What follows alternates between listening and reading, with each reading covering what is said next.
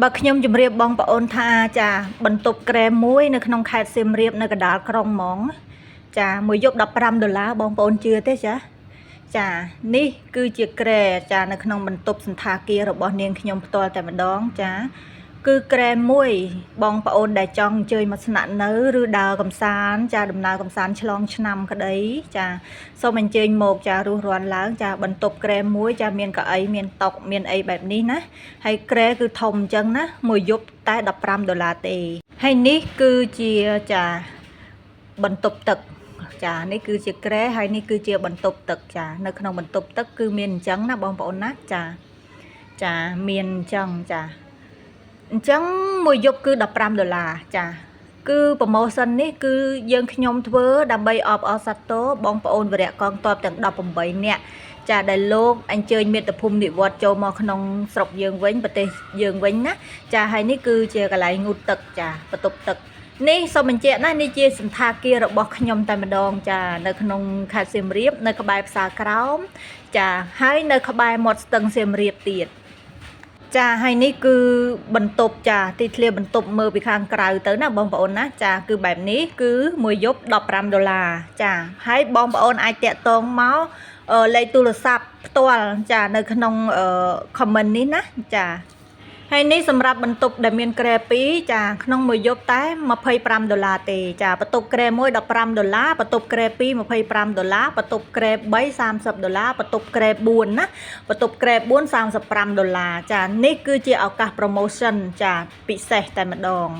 គឺ promotion ក្នុងឱកាសឆ្លងឆ្នាំចាឆ្លងឆ្នាំ2025ចូល2026ចាក្នុងឱកាសចាបងប្អូនកងទ័ពយើងចាវរៈកងទ័ពយើងទាំង18រូបធ្វើមាតុភូមិនិវត្តត្រឡប់មកវិញក្នុងឱកាសខ្ញុំបើកសន្តាគារថ្មីចាតែម្ដងណាបងប្អូនណាហើយសូមជម្រាបបញ្ជាក់ជូនណាបងប្អូនណាអត់មានក្រែតូចទេណាបងប្អូនណាមានតែក្រែបែបអញ្ចឹងតែម្ដងចាក្រែអញ្ចឹងទាំងអស់ទាំងក្រែ1ទាំងក្រែ2ទាំងក្រែ3ទាំងក្រែ4ចាគឺប្រូម៉ូសិនពិសេសនេះគឺមានមិនទាន់បានកំណត់រយៈពេលទេហើយនេះគឺជាអាងហែលទឹកនៅក្នុងសន្តាគារតែម្ដងចានេះជាអាងហែលទឹករបស់យើងខ្ញុំណាបងប្អូនណាចាហើយសន្តាគារគឺមានក្រែធំចាអត់តូចទេហើយល្ងាចមិញហ្នឹងគឺថ្ងៃទី30ខែធ្នូ2025យើងខ្ញុំមកដាក់ភ្លើងណាដាក់ភ្លើងនៅក្បែរអាងហែលទឹកហើយបងប្អូនចង់ធ្វើសាច់អាំងសាច់អី barbecue អីជប់លៀងអីគឺចាមានទីធ្លាចានេះខាងនេះចាំមើលណាខ្ញុំថតទៅខាងនេះបែរកាមេរ៉ាទៅខាងនេះណាបងប្អូនណាគឺមានទីធ្លានេះធំទូលាយមានទាំងបារមានទាំងអីចាមិនទាន់បើកទេមិនទាន់បើកដំណើរការទេប៉ុន្តែបងប្អូនអាចមកអាំងសាច់អាំងអីហូបបានណាបងប្អូនណាចានៅក្បែរអាំងហែលទឹកតែម្ដងចាហើយអញ្ចឹងបងប្អូនរស់រាន់ឡើងមួយបន្ទប់តែ$15សម្រាប់បន្ទប់ក្រែ1ចា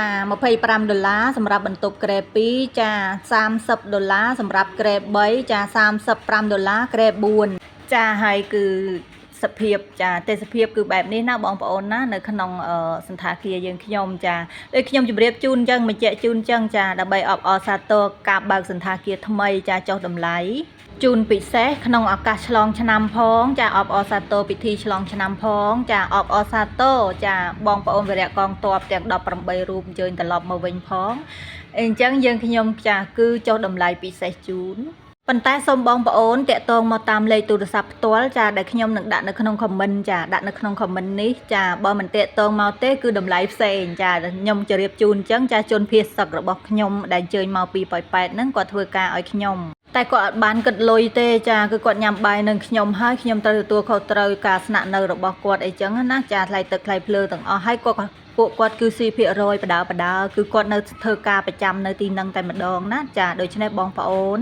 បើចង់បានតម្លៃពិសេសសូមតាក់ទងមកតាមលេខទូរស័ព្ទដែលខ្ញុំជម្រាបជូនខ្ញុំដាក់ជូននៅក្នុង comment ណាចាបើអញ្ចឹងទេតម្លៃផ្សេងចាអរគុណបងប្អូនគោរពជម្រាបលាបាយទាំងអស់គ្នាហើយក៏សូមជួបគ្នានៅវីដេអូក្រោយណាបងប្អូនណាចាអរគុណច្រើនជម្រាបលាចា